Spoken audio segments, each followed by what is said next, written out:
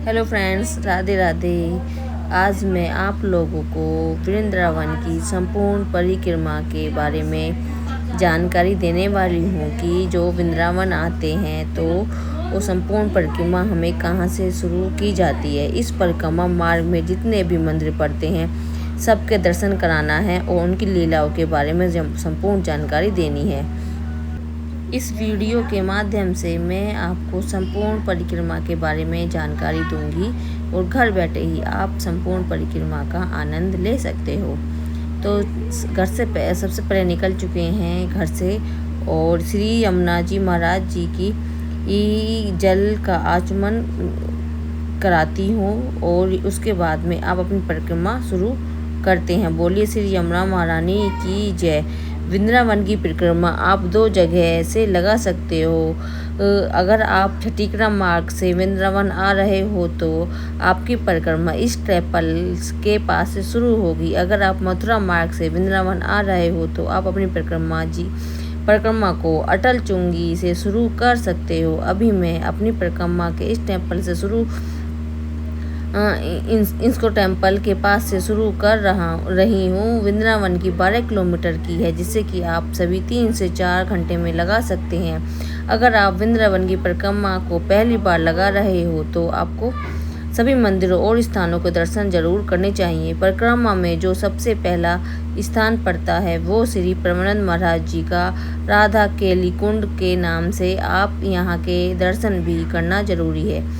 परमानंद महाराज जी के आश्रम से थोड़ा सा ही आगे चलने पर एक गुप्त स्थान है जिसके दर्शन शायद ही आप किसने किए होंगे, जिसका नाम है श्री लाडली निकुंज वन। इस वन के दर्शन भी आप जरूर करना है। वृंदावन की इस परिक्रमा को आप साल में किसी भी महीने में लगा सकते हो। वृंदावन वह स्थान है जहाँ पर श्री कृष्ण भगवान अपने ग्वाल वालों के साथ खेला करते थे, बंसी बजाया करते थे। जितने लोग इस परिक्रमा को मेरी वीडियो के माध्यम से पहली बार लगा रहे हो तो इस वीडियो को अंत तक जरूर देखें। अभी हम आ चुके हैं अपने पहले स्थान पे जिसका नाम है प्राचीन कलिदेव। इस स्थान पे श्री कृष्ण भगवान ने कलिंग नाग मार्ग दर्शन किया था। तो आपको इस पूरे स्थान के दर्शन कराती हूँ और यहाँ के लीला के बारे में संपूर्ण जानकारी देती हूँ। मंदिर में प्रवेश करते ही आपको यहाँ पे जाना है। सबसे पहले ऐसी छत देखी जाएगी और सामने ही है श्री कृष्ण भगवान का मुख्य मंदिर। चलिए अभी आपको सबसे पहले यहाँ पे बने श्री कृष्ण भगवान जी के मंदिर के दर्शन करते हैं। और अभी मंदिर वह अभी बंद है लेकिन जो दर्शन जो है आपको हो जाएंगे। तो चलिए आपके मंदिर के भी करते हैं। तो आगे परिक्रमा लगाते हुए निकलते हैं। आपके सामने देखे जा रहे हैं तो आप ऊपर देख सकते हैं आपको श्री कृष्ण भगवान के दर्शन हो जाते हैं। और यह उसी छवि के दर्शन हैं जब कलिंग नाग पर उन्होंने मर्दन किया था। बोलिए श्री कृष्ण भगवान की जय। मंदिर के साइड में भी आपको छवि के दर्शन होते जाते हैं। यहाँ पर श्री कृष्ण भगवान ने यमुना नदी में छलांग लगाई थी और उनका सामना कलिंग नाग से हुआ था। तो चलिए थोड़ा सा नीचे चलते हैं और आपको दर्शन कराते हैं। श्री कृष्ण भगवान के जो भी कलिंग नाग के ऊपर हैं और साइड में जो है कलिंग नाग की पत्नी है और यह भी उसी समय का दृश्य है। श्री कृष्ण भगवान ने इसके सामने वृक्ष यमुना में भी छलांग लगाई थी। इस केली कदम का वृक्ष जो कि 55 साल वर्ष पुराना है और इसी वृक्ष पर चढ़ के श्री कृष्ण भगवान ने यमुना में छलांग लगाई थी। वृक्ष पे चढ़े थे और साइड में सारी लीलाएं दिखाई गई हैं।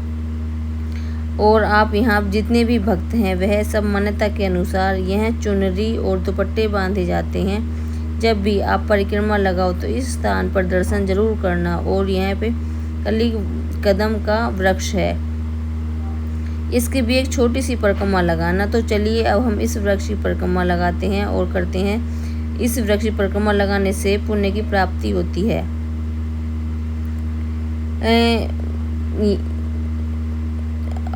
आगे, लेकिन इसके बाद भी यह वृक्ष काफ़ी हरा भरा है और यह वृक्ष टूट न जाए इसके लिए सपोर्ट इसमें यहाँ पे पिलर लगाए गए हैं। इस स्थान की लीलाएं कुछ इस प्रकार हैं। श्री कृष्ण भगवान अपनी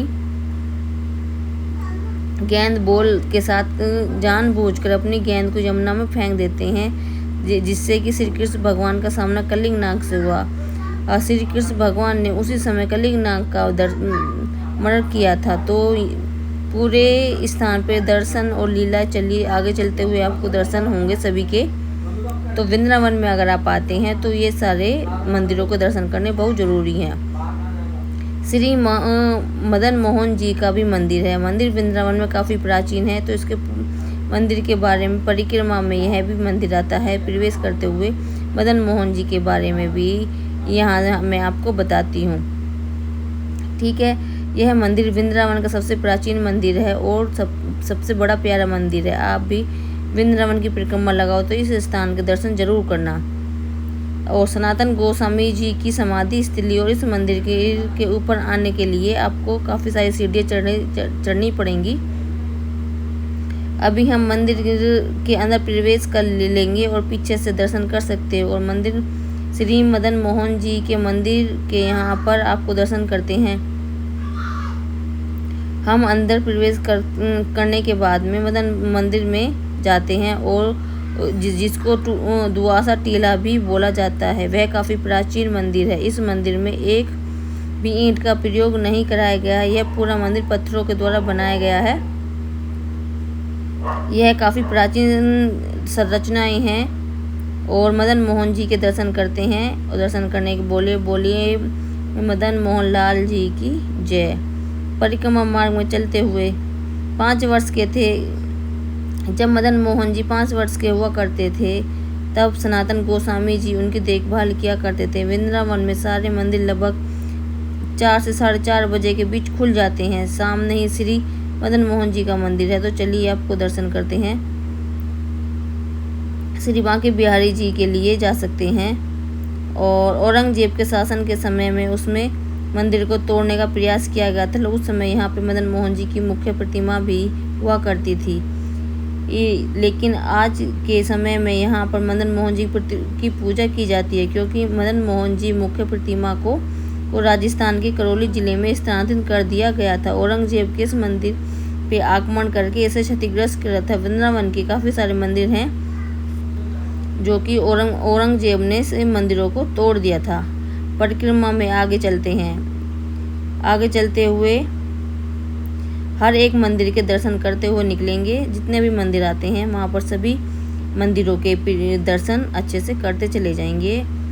और हमने भी सारे मंदिरों के दर्शन किए हैं। मैं तो परिक्रमा चल रही है, लेकिन मैं आपको इस वीडियो के माध्यम से जानकारी दे रही हूँ कि वृंदावन में आपको कहाँ कहाँ पर किस किस के दर्शन करते हैं।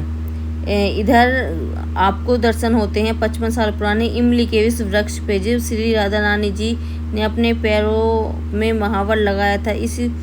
उस दौरान इस इमली के वृक्ष पर श्री राधा रानी जी पैरों से धूल लग गई थी। तब से व्रत 84 कोस में कहीं भी पकी इमली नहीं लगती है। इसे वृक्ष की मान्यता यही है कि आपको 4 परिक्रमा लगाने से काफ़ी पुण्य प्राप्ति होती है। और आप अब चलते हैं आगे।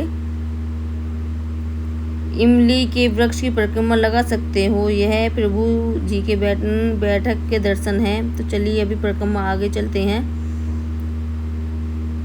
आगे चलते हुए प्राचीन वृक्षों की काफ़ी सारे वृक्ष आ चुके हैं आगे स्थानों पर, जिसका नाम श्रृंगार वट है। और आपको पूरे स्थान के दर्शन कराने हैं। इसकी लीलाओं के बारे में जानकारी देनी है। श्रृंगार घाट के मंदिर में अंदर प्रवेश करना है। इससे पहले कि यहाँ पर दर्शन होते हैं। प्राचीन वाटेश्वर मंदिर है। श्रृंगार वृक्ष के जिसमें नीचे बैठ के श्री कृष्ण भगवान ने श्री राधा रानी का श्रृंगार किया था, तब से उस वृक्ष को श्रृंगार वृक्ष कहा जाता है। उसके दर्शन कराते हैं और आपको पूरे मंदिर के दर्शन सभी मंदिरों के आपको दर्शन करने हैं। वृंदावन में श्री कृष्ण भगवान की लीलाएं जुड़ी हुई हैं। एक बार वृंदावन आए और श्री कृष्ण की लीलाओं के दर्शन करें। और जय श्री कृष्ण भगवान की जय। जय हो श्री कृष्ण भगवान की जय। उसके बाद में चीर घाट चलते हैं, चीर घाट का दर्शन करते हैं। यमुना नदी पे दर्शन करने हैं। गोपियाँ वहाँ पे आती हैं, नहाती हैं, वहाँ पर भी उस स्थान के भी दर्शन करने हैं। श्री कृष्ण वस्त्र को चुराते हैं, उसकी भी दर्शन करनी है और हमारी परिक्रमा हो जाती है पूरी। उसके बाद हम लोग चलते हैं अपनी ट्रेन में। तो इस माध्यम से मैंने आपको केसी घाट पे लेके चलते हैं और केसी घाट के दर्शन करने हैं। निधि वन पे, निकास द्वार पे भी दर्शन करने हैं। जय श्री राधे राधे। श्री केसी राक्षस वध को इसी स्थान पर मारा था जो था। राधे राधे राधे।